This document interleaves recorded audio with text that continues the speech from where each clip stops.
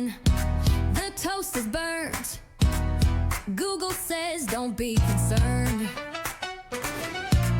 Laundry mountain. Fridge is bare. And I found a sticker in my hair. Is this normal? Am I sane? Bedtime feels like Hunger Games. I'm winging it. Don't have a plan. Who made me the adult again? It's Parenthood Panic. This is fine. Sipping cold coffee. Where's the wine? We laugh. We cry. We spiral and sink. We're doing our best, we think. Mommy! Welcome to Parenthood Panic, the show where four wildly different moms tackle the chaos, the guilt, and the occasional triumph of raising tiny humans. I'm Maya, and I'm currently in a committed relationship with parenting books and guilt. I'm Ty. I got 2 kids, 1 brain cell left, and 0 tolerance for judgment. I'm Chris, gentle parenting enthusiast, moon cycle tracker, and yes, I did just sage my toddler's room again. And I'm Renee. I parent with love, sarcasm, and the occasional hide in the pantry strategy. And no, I'm not sharing my snack. Today we're diving into the question that haunts all of us. Am I failing my kid? Because wow, that question, that thought shows up uninvited all the time.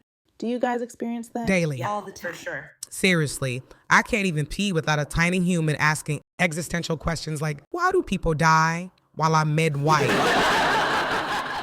Oh my God, Renee. I thought my kids were the only ones having these deep philosophical debates right outside the bathroom door. No, I'm pretty sure that's the universal mom struggle. Yeah, and nothing triggers my am I failing spiral faster than being ambushed by questions I don't even know the answer to. My kids wait until bedtime to ask me, questions like if the universe has an end, or in the car, why is the moon following our car? Those types of things. And I'm always like, really? This is what you think about? As a parent, are we supposed to have all the answers? Not at all. No. But it feels like it. Why do you think it feels like it, Renee? Well, you bring this tiny person into the world who knows nothing, and it's your job to teach them everything. But you can't teach what you don't know. But society has convinced us that good parenting means always being ready with those answers. In addition to keeping the house clean, cooking dinner, doing the laundry, bringing home the bacon. It's exhausting.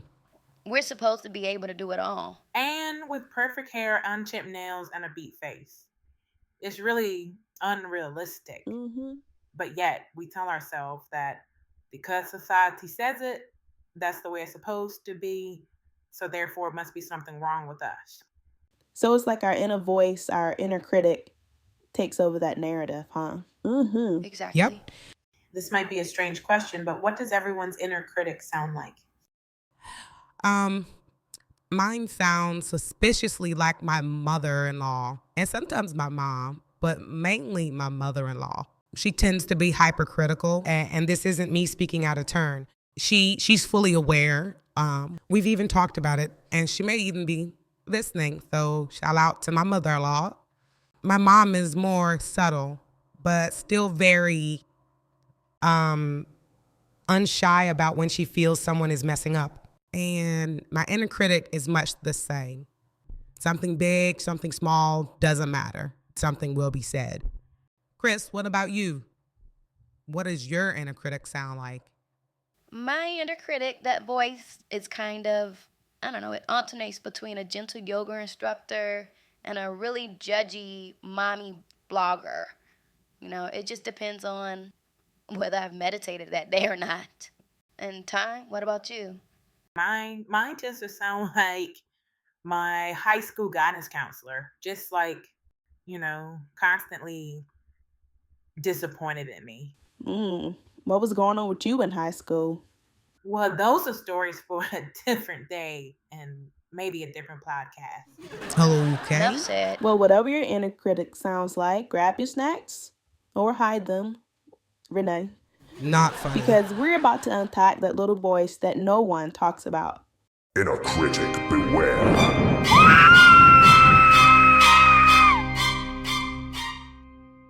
So it seems we all can agree that that inner voice, that inner critic can be harsh, unrealistic. Mean. Yeah, as they're even mean. Why is it that we still take that voice to heart? Why do we still berate ourselves and tell ourselves that we should be doing more or that we should be doing better in some way? Let's start with Ty. Do you have any thoughts on that? I think it has a lot to do with comparison.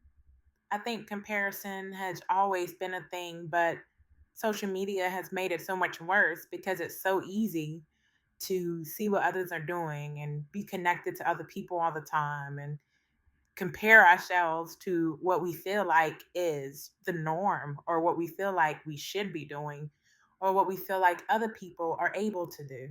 Everyone sees what's going on in everyone else's life. Yeah. We don't always remember that the things that we are presented with are curated, airbrushed, and presented in the angle that the poster wants us to see. True, there's no telling what's going on behind the camera. How often do you guys think you compare yourself to other moms? Hourly. All the time. Girl, I scroll Instagram for just 5 minutes. And suddenly I'm like, should I be raising chickens and baking gluten free muffins from scratch? Like, is that what all the good moms are doing? Girl, me too. And what's really crazy about it is I can spend 2 hours making organic, gluten-free, wheat-free, dairy-free, dye-free quinoa nuggets, and my kid would ask for chicken fingers from a box instead. Listen, if loving dinosaur shaped chicken nuggets is wrong, my kids do not want to be right. And neither do I. All right, before we start a war over chicken nugget, what are some other things that keep us in this space of questioning our parenting or thinking that we may somehow be failing our kids? I think it's also about fear. I think we're all kind of scared that it may be true. Maybe we are failing. Maybe we are ruining our kids. And I think it's that fear of failure that keeps us trapped in that loop. What about you, Chris? What do you think? Well, this might lead back to the idea of comparison, but I was just having a thought of when you see someone's child on the news, even as an adult, someone that's done some type of heinous act, and we all think about who raised them and what went on in their household. What was their parents like? Were they abused? And if there's nothing really to point to, it's like, well, how do we prevent that from happening to our own kid? What are the steps we need to take? What are the words we need to say to make sure our children turn out okay and don't do those types of things? Okay, so I hear comparison, fear of how they'll turn out, and whether that outcome is our fault, responsibility for, wanting to raise good kids, good citizens, and maybe just wanting to be seen as a good parent so badly. Yeah. But how do you silence that voice? How do you calm down the inner critic? How do you challenge those thoughts that you are somehow getting it wrong and that your kid is going to turn out a failure or ruined in some way and it's going to be all your fault? What do you do to manage those feelings when they pop up for you? I text you guys, honestly. The other day, if you remember, I sent you guys a voice memo crying in my car and, mascara running down my face. My hair was a mess. My breath probably stank. And I just needed the reminder that I'm not a monster. What about you, Chris? Saying, this group is probably my go-to for those bigger crash outs when I really need someone to listen or to vent or to bounce things off of. You guys are great. I also like journaling, just brain dumping all of the guilt, all of the thoughts, all of the feelings, just letting it pour on the page. And then I also like to write love letters to myself. I know it sounds cheesy. I know, but it really works. It makes me feel good, and it can be very powerful. It sounds great to me. I'm going to give it a try. Ty, what you got? Mine's simple. I ask myself, are they fed? Are they safe? Do they feel loved? If the answer is yes, we're good. Everything else is just gravy. Beautiful. And my go-to strategy? Sometimes I just whisper to myself, you get to try again tomorrow. I remember that parenting isn't one moment. It's a million chances to show up again. That's right. Yep. Well said. And now for my favorite segment, Real Mom Fails. Ooh, real mom fails. These are real mom fails. Fails. These are real mom fails. These are real mom fails. These are real mom fails. Real mom fails. These are real mom fails. These are real mom fails. Okay, listen. We all have those days. The ones where your kid eats crackers off the floor, or the laundry's judging you, or somehow the dog is wearing your bra. Not your bra. Or is that just me? That one's just your house. Another reason not to get a dog. Thanks. It's funny. We don't do shaming here. Absolutely not. No, of course not. No shaming. This is a judgment-free zone. A safe space for moms everywhere. Okay. Can we all be brave just for a second? Okay? What's one moment this week where you thought, yep, I'm totally failing? And I want you to dig deep. Tell me your biggest parenting fail, and you could have a chance to win the Golden Sippy Cup.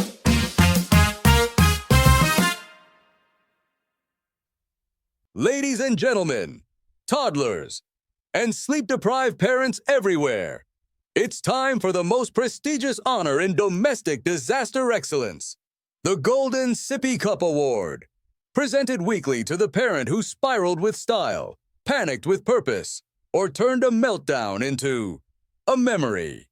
Whether you left the diaper bag on the roof of the car or sent your kid to school in pajama pants and a tiara, this one's for you. Because in the world of parenting, perfection is overrated, but panic is relatable. Let's start with Ty. You want something I feel I failed at? Yeah, your mom fail of the week. Yeah, let's see. I yelled at my son for spilling juice, and then I realized I never screwed the lid on properly, and while he was crying, I just kind of sat there guilt eating pretzels for 10 minutes. Pretzels are an excellent choice. It's outweighs the juice. Juice is like chaos in a bottle. Did you say sorry? Of course. Yeah, of course. I want to raise children who know how to be accountable for their actions and accept responsibility, own up to their mistakes, and can admit when they're wrong. And you can't really do that unless you are modeling that behavior. So I apologized. I explained what happened. We had a moment, and then we moved forward. You did the angry mom boomerang. You threw the blame, and it came back around and smacked you in the face with guilt. Forgive yourself. Forgive yourself. Yeah, that's what we all have to do in those moments. Forgive ourselves and move forward. Chris, what about you? What's your biggest mom fail of the week? I don't know. There's probably so many. Let's see. The one that stands out is, I tell my daughter all the time to feel her feelings. I want to raise, emotional, intelligent, self-regulating children. So I tell her, it's okay. It's okay to feel your feelings. And then I found myself like begging her to stop feeling them in the middle of Trader Joe's. Yeah, tantrums in public are the worst thing ever. Yes, they are. We've all been there in the store and our child's crying. Mine seem to be especially triggered by Target. That's because y'all staying there all day. Them babies are tired. I can't take it. You too. You love Target. That's true. But you can't change what you don't allow it to cut down on some of these difficult moments. I could certainly plan my trips better, maybe going after nap time, not staying so long, or even leaving them with a babysitter while I go. All excellent ideas. Renee, what about you? I told my 4-year-old that he couldn't have a cookie. And I swear he looked me dead in my eye and said, "You're mean and tired." And I was like, "You are not wrong."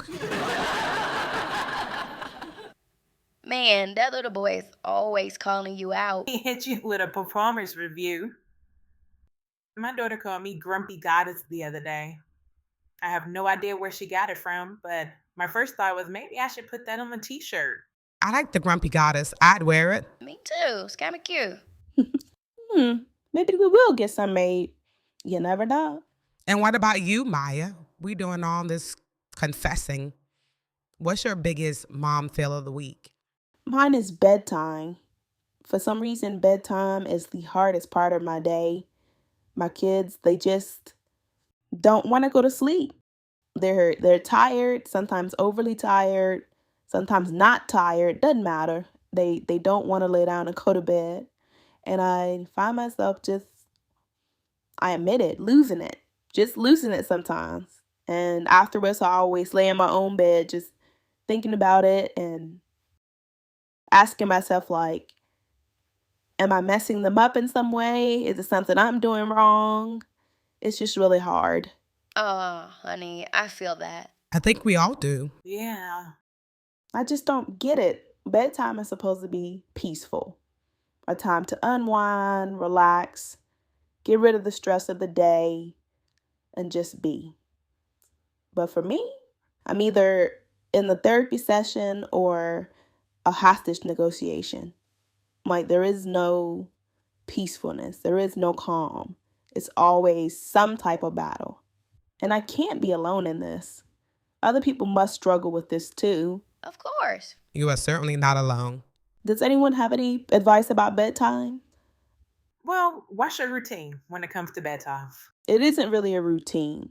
Okay, well, my first piece of advice would be to develop a routine. It's just something about knowing what's coming. It's like a signal, a cue for the brain. It's the 4 B's for me: brush, bath, book, bed. That's what we do every night. It makes it so much easier. Do you all have some kind of bedtime routine? Yes, Yes. definitely. For the most part, I do the same thing every night. Yeah.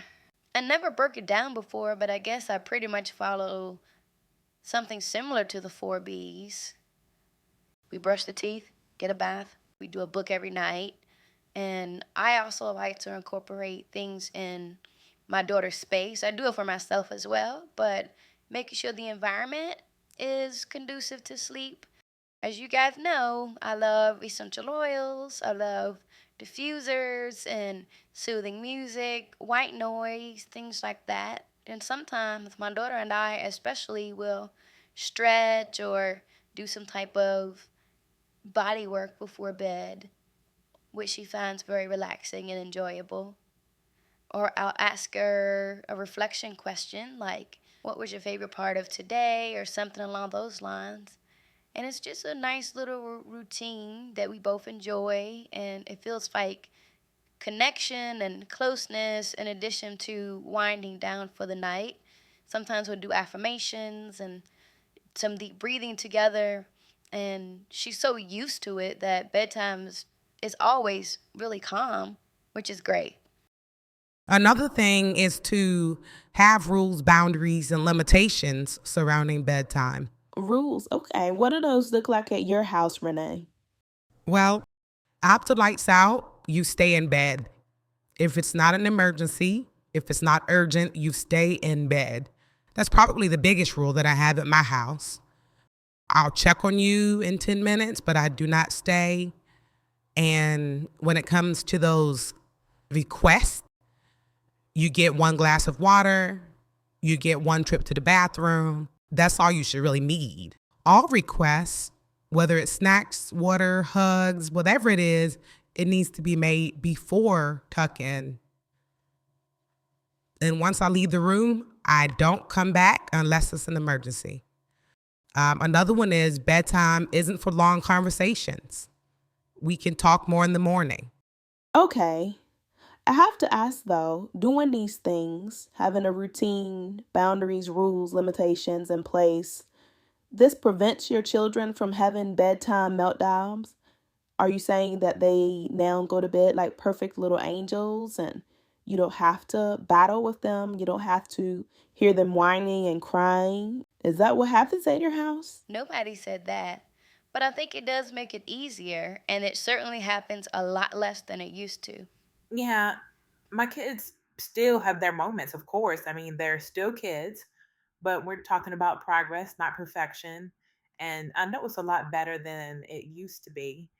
And I think we also need to remember that our children are getting older. And I just can't see them at 12, 13, 15, 17, still having tantrums at bedtime. Right now, they just want to stay up and play and have fun. They don't realize that they're overly tired and they need rest. And it's our job to teach that. So I think that that's the most important thing. And maybe having a certain level of detachment from how you experience their response to bedtime. That just brought it full circle for me. Detachment. It's hard to be detached when you're telling yourself that any moment that your child is uncomfortable or crying or whining, that something is wrong, that you're somehow traumatizing them. And I guess that leads back to this thought of like, am I failing my kids? It's all related.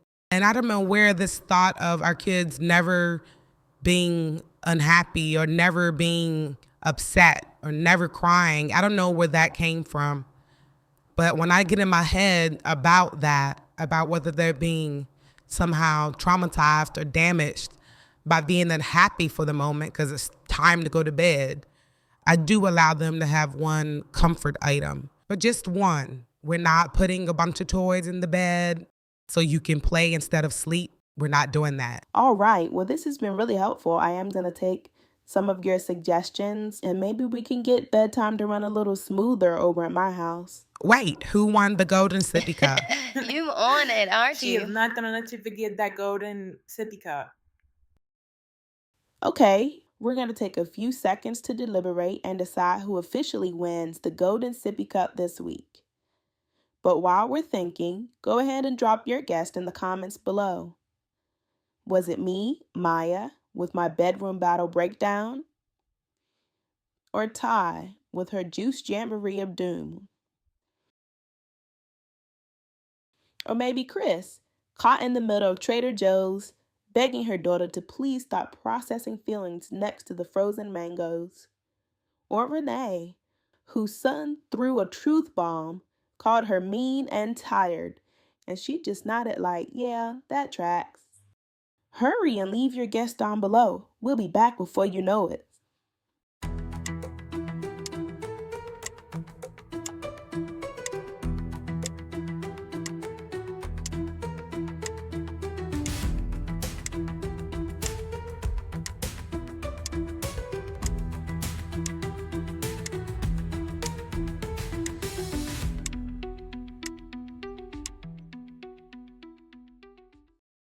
And now, the moment of mild glory you didn't ask for. This week's Golden Sippy Cup goes to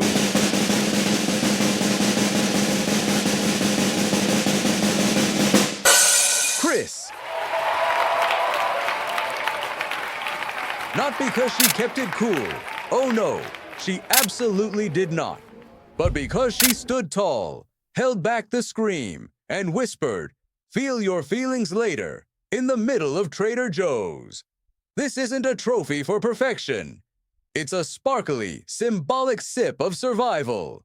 Congratulations, Chris. You panicked with purpose. And that's what counts. She's grace under pressure, a Zen grocery queen with tissues and tantrums on aisle 17. Through meltdowns and mangoes, she still showed up. No crown, just this week's Golden Sippy Cup.